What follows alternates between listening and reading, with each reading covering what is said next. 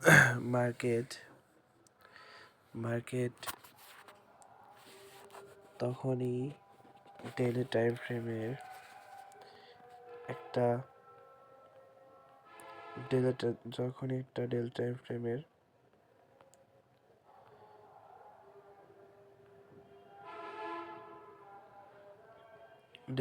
ফ্রেমের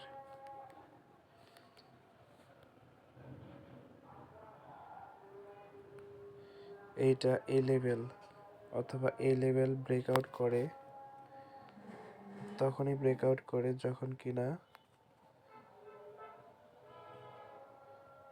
তখনই ব্রেকআউট করে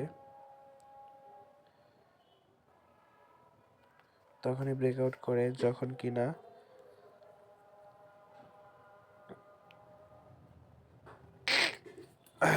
তখনই ব্রেকআউট করে যখন কিনা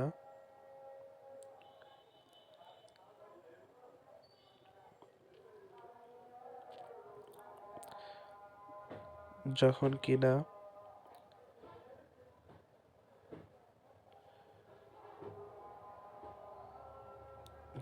কিনা মার্কেট লিকুইডিটি নেয়। তো এখানে মার্কেট লিকুইডিটি নিছে, মার্কেট এখানে লিকুইডিটি নিছে, ভালো করে দেখো। মার্কেট এখানে নয় নিচে হচ্ছে আপসাইড লিকুইডিটি। মার্কেট এখানে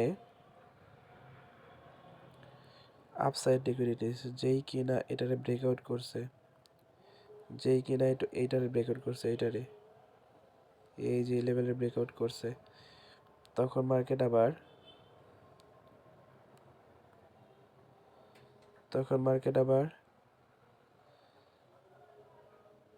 এটারে খাইতে গেছিল, তাই তো।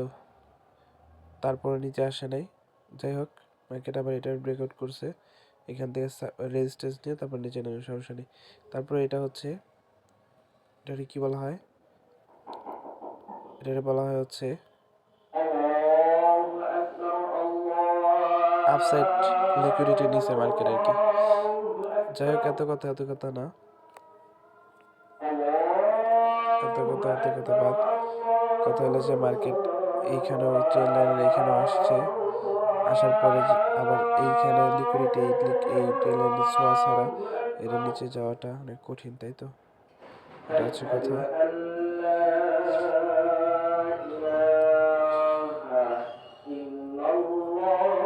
মার্কেট ডেইলি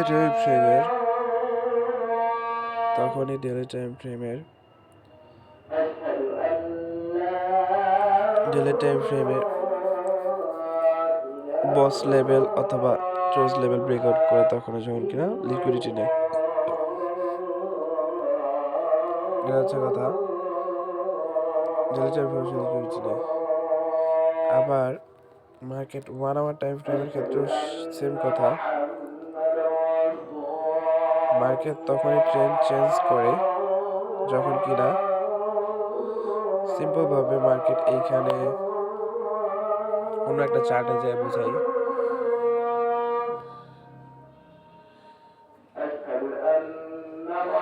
সিম্পল ভাবে 1 আওয়ার টাইম ফ্রেমে মার্কেট এইখানে সুন্দরভাবে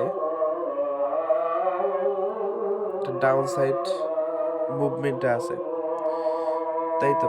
মার্কেট এখানে সুন্দরভাবে ডাউন সাইড মুভমেন্টে আছে। তো মার্কেট তখনই ট্রেন্ড চেঞ্জ করবে যখন কিনা মার্কেট তখনই ট্রেন্ড চেঞ্জ করবে, মানে হচ্ছে লাস্ট বস লেভেল কোনটা? লাস্ট বস লেভেল হচ্ছে এইটা, তখনই চেঞ্জ করবে এটা হচ্ছে 1 আওয়ার টাইম ফ্রেমে ডাউন সাইড লিকুইডিটি নেবে তখন হচ্ছে 1 hour time downside liquidity নেবে, তখন হচ্ছে এটার উপরে মার্কেট চলে যাবে অনায়াসে। ওকে,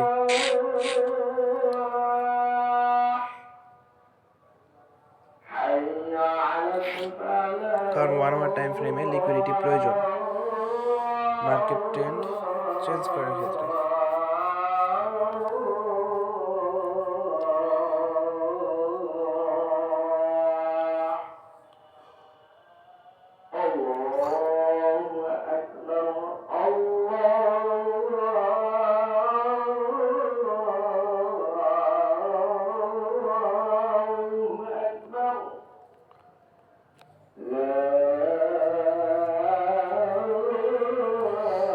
এই যে ইন্টারনাল সিচুয়েশন বানাইছে,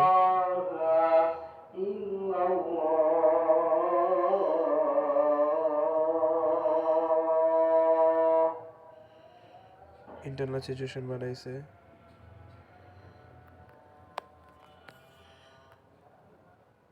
এটা হচ্ছে মার্কেটের ইন্টারনাল সিচুয়েশন।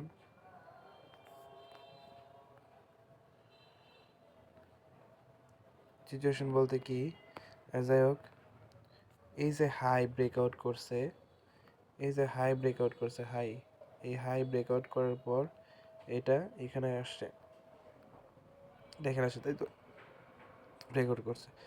তো মার্কেট এইটাকে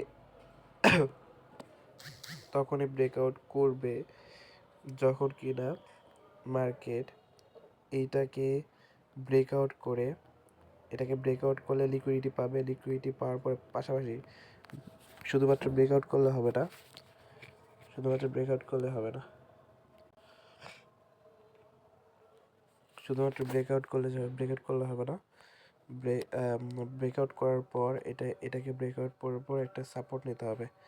তো ব্রেকআউট করার পর সাপোর্ট হচ্ছে এটা, তো সাপোর্ট নিছে, ব্রেকআউট করার পর সাপোর্ট নিছে, একটু মার্কেট নিচে গেছে আর কি, যাকে এটা বড় কথা না, হয়তো বাই করতে করতে মার্কেট নিচে চলে গেছে, হয়তো বা একটু সেলারের রিটেলার সেলারের একটু বেশি সেল করতে যায়,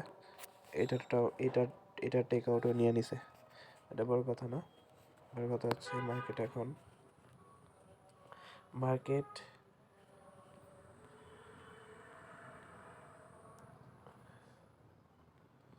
মার্কেট তখনই, মানে এটা তো করছে তাই তো, মার্কেট তো উপরে থেকে নিচে আসছে, মার্কেট তো এটাকে ব্রেকআউট দিয়ে নিচে চলে গেছে, নিচে আসছে, বুঝলাম।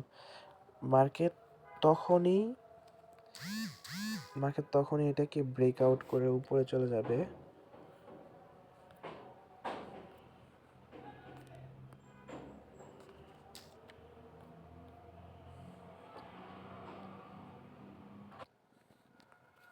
ও হ্যাঁ, মার্কেট এটাকে ব্রেকআউট করে ফেলছে, মার্কেট এই যে লেভেলকে, মার্কেট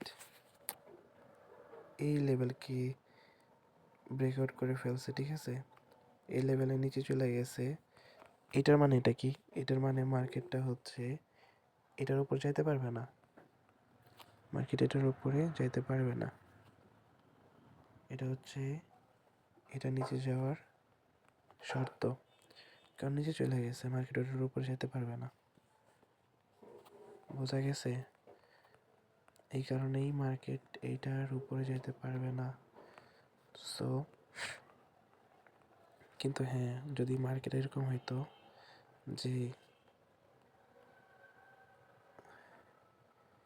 মার্কেট যদি এরকম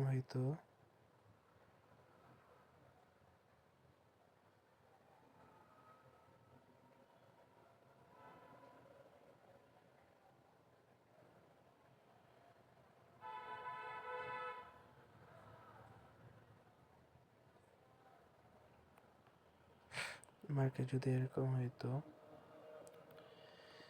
মার্কেট যদি এরকম হইতো যে হ্যাঁ, এইগুলারে ব্রেকআউট করে এইখান থেকে সাপোর্ট নিয়ে, এইখান থেকে সাপোর্ট নিয়ে উপরে চলে গেছে,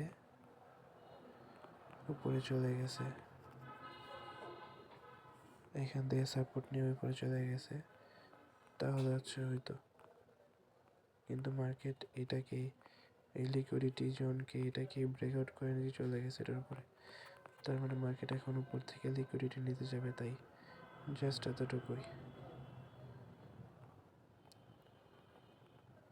মার্কেট এটাকে ব্রেকআউট করবে, আর উপরে লিকুইডিটি আছে হচ্ছে এই লেভেলে।